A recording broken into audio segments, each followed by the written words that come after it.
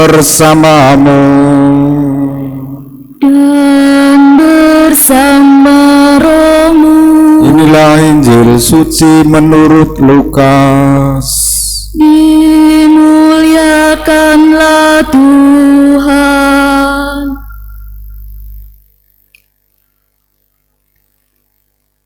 Ketika genap waktu pentahiran menurut hukum Taurat Musa, Maria dan Yusuf membawa kanak-kanak Yesus ke Yerusalem untuk menyerahkannya kepada Tuhan seperti ada tertulis dalam hukum Tuhan. Semua anak laki-laki sulung harus dikuduskan bagi Allah. Juga mereka datang untuk mempersembahkan kurban menurut apa yang difirmankan dalam hukum Tuhan, yaitu sepasang burung tekukur atau 2 ekor anak burung merpati. Waktu itu adalah di Yerusalem seorang bernama Simeon. Ia seorang yang benar dan saleh hidupnya, yang menantikan penghiburan bagi Israel. Roh Kudus ada atasnya, dan kepadanya telah dinyatakan oleh Roh Kudus bahwa ia tidak akan mati sebelum melihat Mesias, yaitu Dia yang diurapi Tuhan. Atas dorongan Roh Kudus, Simeon datang ke bait Allah. Ketika anak Yesus dibawa masuk oleh orang tuanya untuk melakukan kepadanya apa yang ditentukan hukum Taurat, Simeon menyambut anak itu dan menatangnya sambil memuji Allah, katanya, "Sekarang Tuhan, biarkanlah hamba-Mu ini pergi dalam damai sejahtera sesuai dengan firman-Mu, sebab mataku telah melihat keselamatan yang daripadamu, yang telah Engkau sediakan di hadapan segala bangsa, yaitu terang yang menjadi pernyataan bagi bangsa-bangsa lain dan menjadi kemuliaan bagi umat-Mu Israel." Yusuf dan Maria amat heran akan segala sesuatu yang dikatakan tentang anak Yesus. Lalu Simeon memberkati mereka dan berkata kepada Maria, ibu anak itu, "Sesungguhnya anak ini ditentukan untuk menjatuhkan atau membangkitkan banyak orang di Israel, dan untuk menjadi suatu tanda yang menimbulkan perbantahan, dan suatu pedang akan menembus jiwamu sendiri, supaya menjadi nyata pikiran hati banyak orang." Ada juga di situ seorang nabi perempuan, anak Fanuel dari suku Aser, namanya Hana. Ia sudah sangat lanjut umurnya.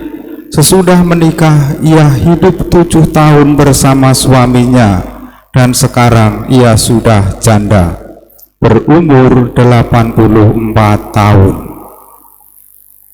Hana tidak pernah meninggalkan bait Allah dan siang malam beribadah dengan berpuasa dan berdoa.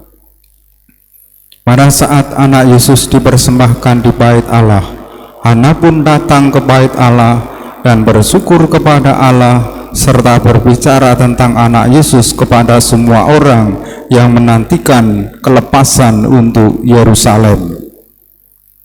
Setelah menyelesaikan semua yang harus dilakukan menurut hukum Tuhan, kembalilah Maria dan Yusuf serta anak Yesus ke kota kediamannya, yaitu Nazaret di Galilea.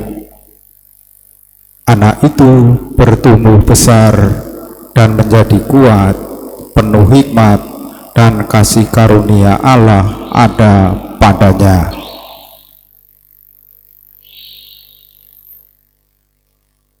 Demikianlah sabda Tuhan. Terpujilah Kristus.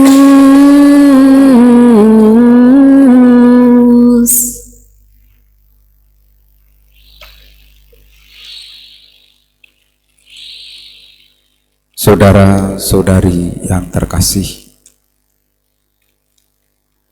pada hari raya Yesus dipersembahkan di Kenisa, mari kita bertanya diri, apa yang sudah aku persembahkan untuk Tuhan.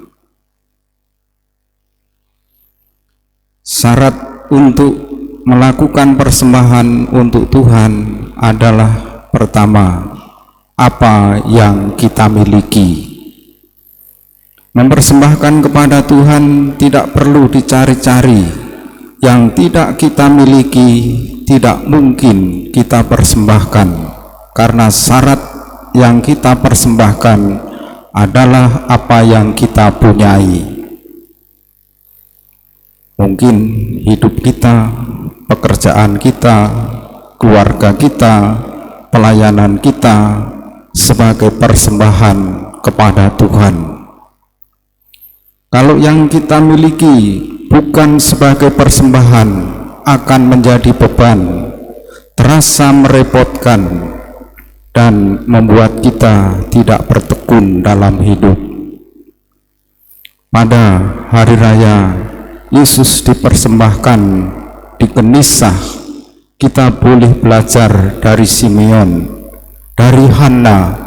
Terutama mari kita melihat suasana batin Bunda Maria dan Santo Yusuf. Yang mereka punyai adalah Yesus.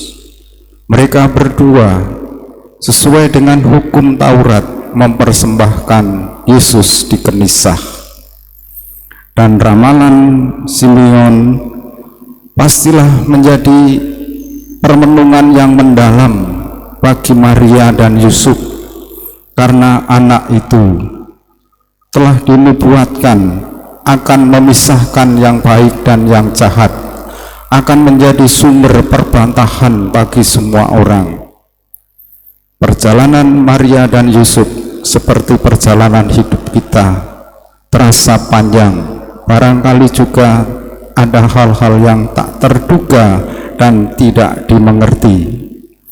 Dari suasana Injil yang kita baca, Roh Kudus membimbing Hana, membimbing Simeon, membimbing Maria dan Yusuf.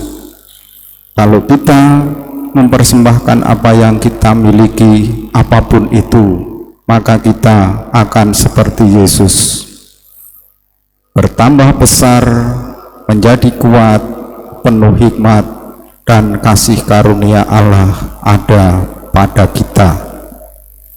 Mari kita mempersembahkan apapun yang kita miliki sebagai persembahan kepada Allah, terutama hidup kita sebagai persembahan yang hidup, dan semoga berkenan kepada Bapa di surga.